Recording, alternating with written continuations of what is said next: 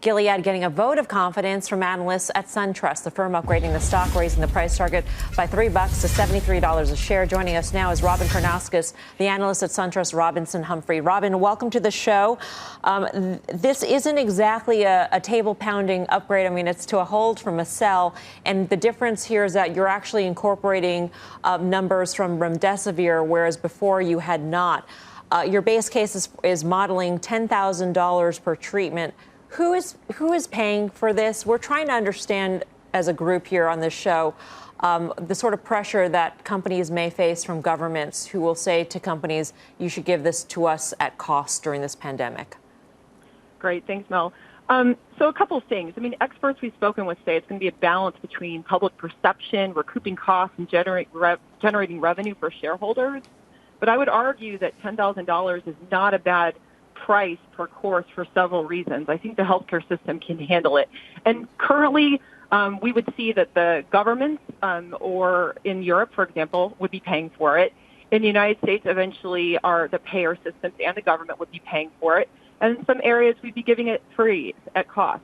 So there's a couple of reasons why we really think the $10,000 course is reasonable. So first, the drug's only going to be given to hospitalized patients. And to date, there's only been about 200,000 hospitalizations of the 1.5 million cases of COVID, and that's declining. So even at $10,000 a course, you say 100,000 people get the drug, it costs your system about $1 billion. But it's saving you about $3 billion in hospital costs because every day a patient is in the hospital. Remember, this drug reduces your hospital stay by 4 days. Every day they're in there, it's about at least $10,000 a day. So you're saving a lot of money to the healthcare system. And the third part is we don't really know how much the drug costs. It's IV. The company's going to have to recoup their costs. They're going to spend up to $1 billion to make just over 1.5 million courses of drug. So we're only modeling them covering just enough of what it costs them to make the drug. So yes, we're paying for it, but I think it saves the system a lot of money by reducing the amount of time people are in the hospital. You're also anticipating that governments will want to stockpile this treatment for future pandemics or future outbreaks. At the same time, you're saying conservatively you're going to assume zero revenues beyond 2022. Is this going to be sort of the same? I mean, the way we should look at this drug, is it similar to Roche and Tamiflu in terms of the trajectory and then the leveling off? Well, it's a great question. I mean, what we're assuming is over the next year or two that there is some seasonality with the disease. So COVID goes away a little bit, then it comes back. But eventually we assume there's a vaccine, which is why we don't model revenues after 2022. There typically is stockpiling. Stockpiling typically occurs at the very end of an epidemic or a pandemic.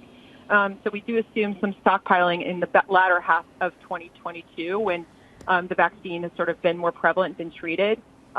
We just don't know how much the governments will want to buy. Maybe they will stockpile a little bit. Maybe they'll buy stockpile vaccines. We don't know what's going to happen quite yet. So we do model some stockpiling, but not significant. And that's what I would say is the big upside risk to having a hold thesis for Gilead is if the government starts stockpiling 500,000 doses.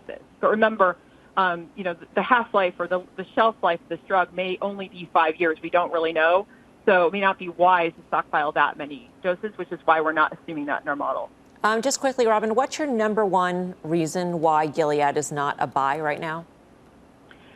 To be a buy, by our math, you would have to assume COVID would be a continuous revenue stream, like $3 billion every year, or cumulatively, they would have to sell $20 billion to $40 billion worth of drugs. Number one, we think that would be a very negative headline for the company, so we don't think that they'll do that. They'll price it at such. And number two, we just don't think, given that this is a hospitalized drug, we just don't see that many people getting the drug. Right now, the demand is much lower than what they can make. Robyn, great speaking with you. Thanks for your time. Welcome. Thank you. Robyn Karnauskas of Suntrust. Adami, what do you make of Gilead? Well, first of all, good for Robyn. She stuck to her guns with the sell call. I mean, it must have been difficult. This stock rallied up to 85, as you know. Now here we are, 72 or so. So that was a great call by them. I think, at least if nothing else in Gilead, you have something to trade against with $70 being your floor. But Gilead, as we've said countless times, they're a victim of their own success. I mean, when you talk about what they did in the hepatitis world, and I don't think necessarily that you can bet the ranch on Gilead with remdesivir. So it's a trading stock here.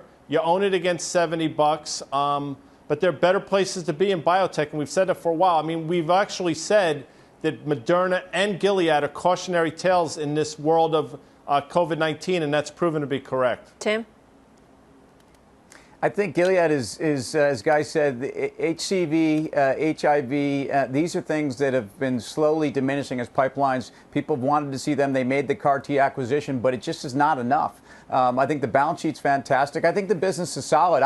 You don't own it for remdesivir, and I don't think you own any of these companies for a vaccine. As we've heard, both between the economics, the long-term forecasting, which is very challenging, and obviously the social factors. So I think Gilead is neutral here. I think there are risks around it, but their core business is solid with a core pipeline that is diminishing. So you don't need to chase anything.